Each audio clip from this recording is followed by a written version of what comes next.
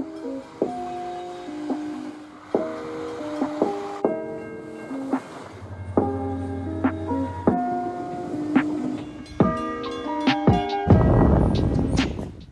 everyone and welcome to the video. For tonight's video we will be seeing various clips of the Red Rattler or Tait shuttles on the Glen Waverly line between Darling and Glen Waverly stations.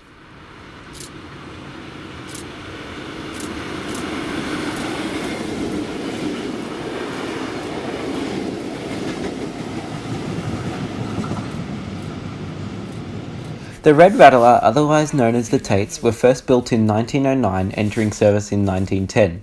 They are a wooden-bodied electric train that operated in Malvern, Victoria, Australia. When they were first introduced, they were owned by Victorian Railways as steam locomotive carriages, but were converted 9 years later in 1919 to electric as the Melbourne electrification project was in construction.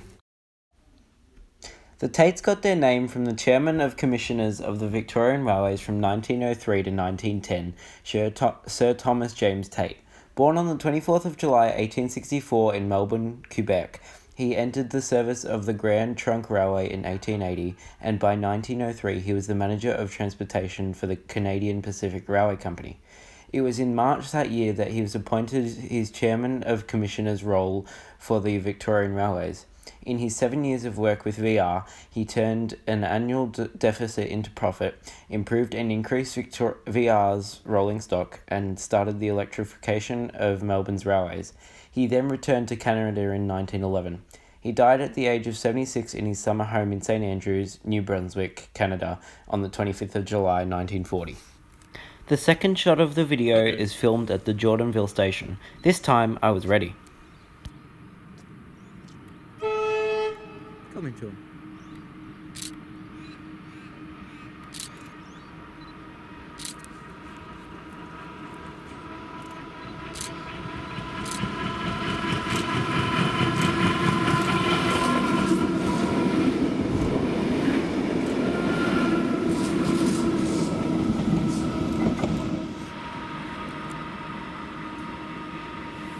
Look at the fan spinning on the top.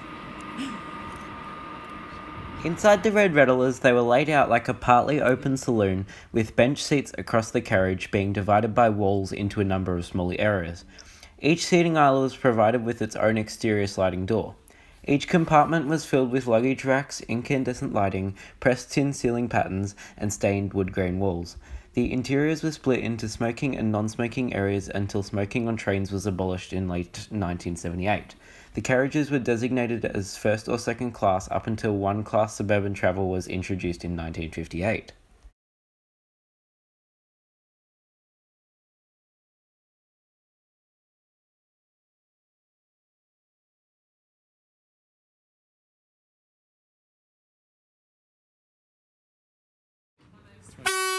Jesus.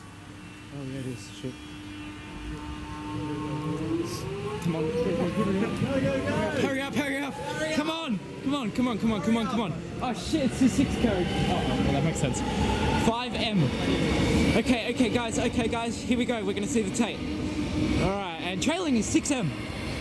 As it heads up the line, we will see the Tait come flying through. Very soon. Come on. Okay, it's out of the way. That's alright. Definitely out of the way. This wall is in the worst spot ever. Huge launcher.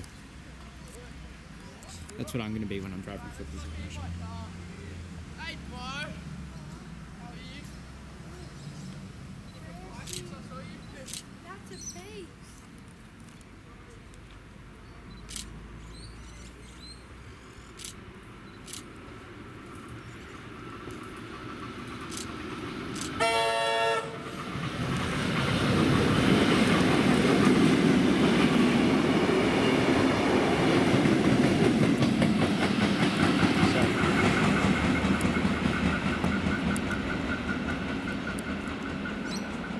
Outside, the trains had a clerestory roof, but after the late 1920s they were fitted with a simpler arched roof. From 1971, the interiors were simplified to reduce the cost of maintenance, with some of the doorway windows being replaced with metal and plywood, and the wooden latticed sun blinds removed. The bogies were initially of pressed steel construction, but were changed for a new design in the late 1930s made of cast steel. In 1974, the Red Rattlers were replaced by the Silver Hitachi, and later the Comminge. 7 years later, the remaining 37 of the Red Rattlers began to be replaced by 50 Comminges. After 1982, the Taits were not allowed in the city loop, as their wooden bodies presented a fire hazard, so many of their final years were spent on the Port Melbourne, St Kilda and Sandringham lines. Unfortunately, a large number of the trains were burnt for scrap in Kingston, but complaints from nearby residents stopped the process. A program of public sales followed. Asbestos was then found in the brake blocks, and amongst other industrial problems, the remaining 7 Red Rattlers were withdrawn from service on the 27th December 1984. For the fourth shot, we see the train on its return to Glen Waverly at Mount Waverly Station.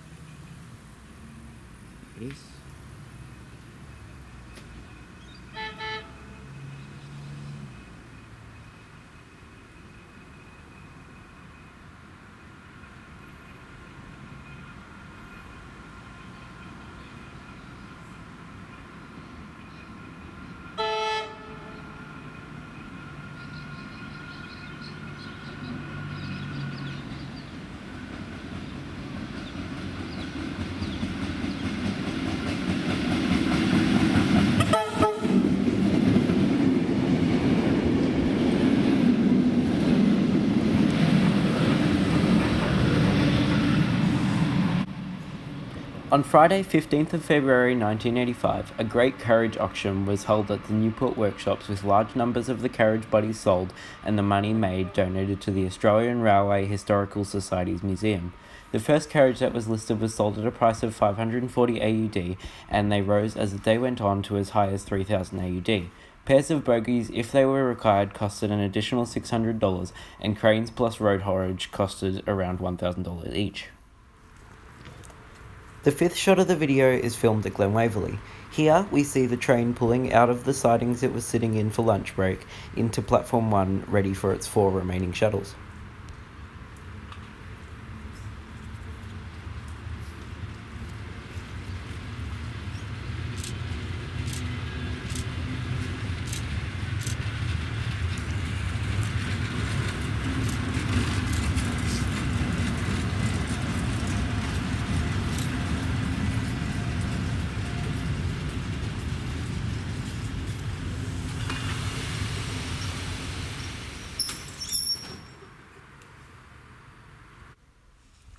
The train sat here for about 30 seconds for the tracks to be switched and the driver to prepare the train for the reverse into platform 1. Back to the history. Nowadays, the Taits were restored at the Newport workshops by Steamrail Victoria and are run on public tours around Melbourne every now and then, just like this video. If you would like to see these trains in action, head to their website in the pinned comment down below to see when the Red Rattlers will be running next and where. The link in the comment is to the Steamrail website, just in case you were wondering.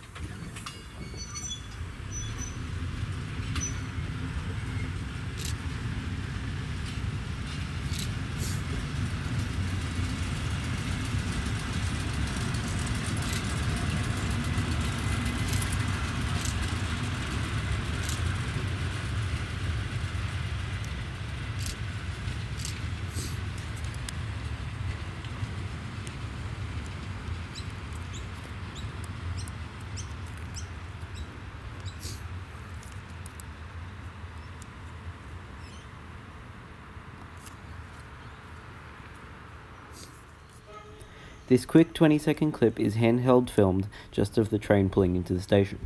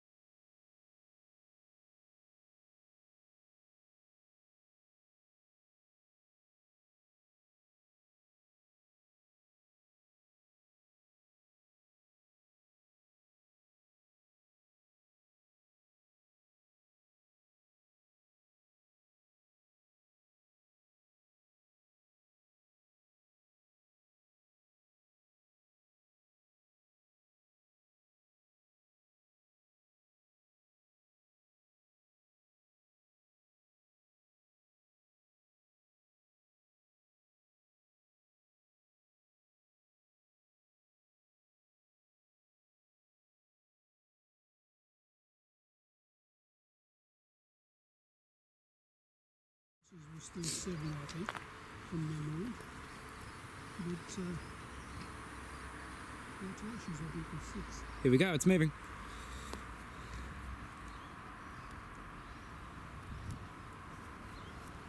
Here it comes. 100%.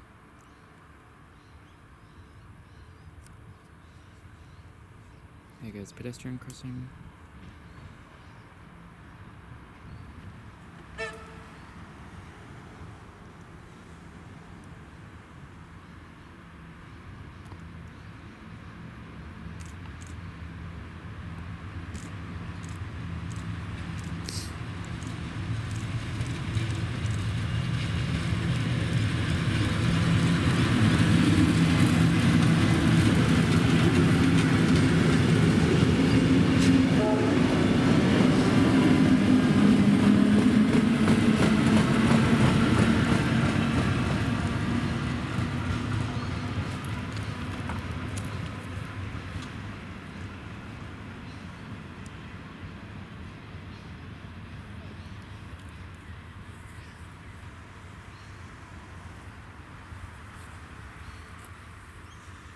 There we go.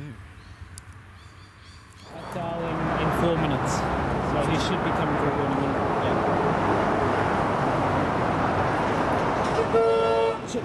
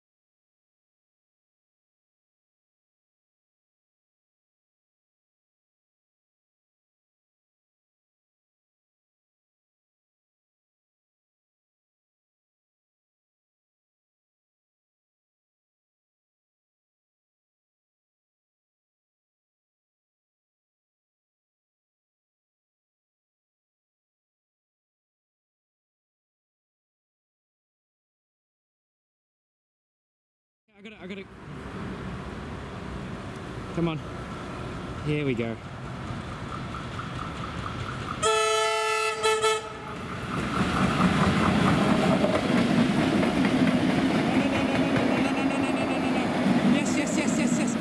Yes, let's go. Thank you. Perfect timing. In comes 52M. Thanks, legend.